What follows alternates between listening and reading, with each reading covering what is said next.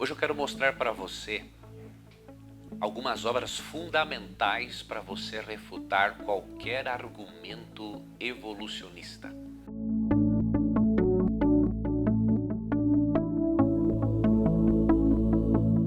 Mas antes eu queria que você me acompanhasse na leitura de Romanos capítulo 1, verso 20, que diz assim: Porque os atributos invisíveis de Deus, assim o seu eterno poder, como também a sua própria divindade, claramente se reconhecem desde o princípio do mundo, sendo percebidos por meio das coisas que foram criadas. Tais homens são, por isso, indesculpáveis. Paulo está falando aqui nesse texto que os pagãos não tinham desculpas para não crerem no Deus verdadeiro, porque os atributos invisíveis de Deus, o seu eterno poder, a sua divindade, podem ser percebidos por meio da natureza. Paulo está dizendo que a natureza é um livro aberto de Deus. É por isso que muitos grandes cientistas souberam fazer ciência e crer em Deus. Por exemplo, Isaac Newton, Robert Boyle, que fez os descobrimentos responsáveis para termos hoje os refrigeradores e os achocolatados. Ele estudava a Bíblia todos os dias e orava pelo menos 1 hora antes de entrar no seu laboratório de ciências. Galileu Galilei, Copérnico, grandes pais da ciência, faziam ciência e acreditavam em Deus. E por que eles faziam ciência? Eles queriam entender como que Deus criou essas leis da física, da química e da matemática. Como que Deus pôde fazer algo de tão extraordinário? Então eles tinham um pressuposto, né? Deus existe, então vamos fazer ciência para entendermos como que ele fez tudo isso. Mas tem muitos que se acham os grandes inteligentes da história humana, né? Eles dizem, por exemplo, que não é possível você ser cristão ou ser uma pessoa inteligente e crer no criacionismo. Engraçado, né? Eles são mais inteligentes que Isaac Newton, Robert Boyle, Galileu Galilei, Copérnico. Eles são mais inteligentes que todos os pais da ciência. Ou seja, isso é uma tremenda de uma arrogância, não é? Nós percebemos que você pode fazer ciência séria ou não. E depende dos seus pressupostos. Né? Por exemplo, muitos acham que o evolucionismo é comprovado cientificamente, mas nós sabemos que não é. A evolução, o evolucionismo é uma teoria, mas não foi provado. Né? Tem prós e tem contras. O que os cientistas fazem é analisar os dados de formas diferentes. Então, se o cientista tem um pressuposto macroevolucionista, ele analisa os dados de uma forma. Se o cientista é criacionista, ele avalia os dados de certa forma. E aí você pode se perguntar, então quem está com a razão? Eu vou lhe dar uma dica. Eu vou lhe indicar aqui 2 livros para você refutar qualquer argumento evolucionista. Talvez você esteja numa zona de conforto, né? Você é um evolucionista e pensa assim, bom, eu já sei de tudo, eu já sei refutar todos esses argumentos desses criacionistas ignorantes, então eu não vou perder meu tempo com isso. Se você está nessa zona de conforto e você acha que vai ser feliz assim, então eu recomendo que você não leia esses livros. Sabe por quê? Porque esses livros vão acabar com seus alicerces, você vai perder bastante a sua paz. Okay? Agora, se você é uma pessoa com a mente aberta, mesmo que seja um evolucionista, mas tenha a mente aberta para pelo menos reavaliar os seus dados, reavaliar as suas crenças, esses livros são para você. E se você é um criacionista e deseja parar de usar argumentos bobos para defender o criacionismo, esses livros também são para você. Eu vou lhe indicar aqui 2 livros de Everton Fernando Alves. O Everton Fernando Alves, ele é mestre em ciências, né, e a linha de pesquisa dele é imunogenética, pela Universidade Estadual de Maringá.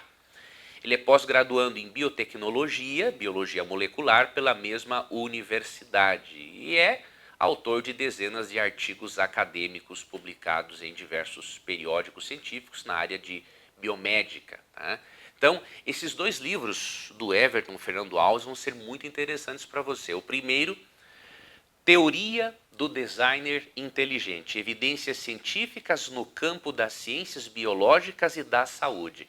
Ele apresenta mais de 350 evidências científicas a favor de um designer inteligente. É um livro muito referenciado, tem muita referência aqui, muita bibliografia. Para você ter uma ideia aqui, olha aqui, ó, a hipótese do multiverso, a fé naturalista e o medo dos fatos, bexiga natatória dos peixes, precursora do pulmão humano, e ele segue uma linha em que ele vai refutando vários argumentos dos macroevolucionistas. Então esse aqui é um livro muito interessante. Eu vou deixar aqui na descrição do vídeo o link onde você poderá encontrar este rico e precioso material, tá bom? E um outro livro também do Everton Fernando Alves, esse aqui, ó, Revisitando as Origens.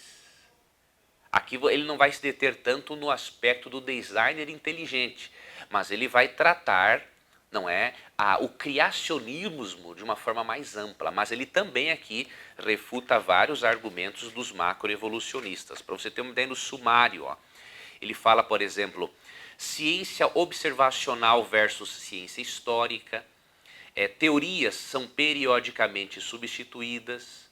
Gênesis 1, o universo jovem ou vida jovem? Ou seja, uma abordagem também do criacionismo à luz do Gênesis. Ele fala também aqui dos fósseis, dos dinossauros, do dilúvio, das evidências a favor do dilúvio. Então é uma outra obra também interessantíssima de você ter.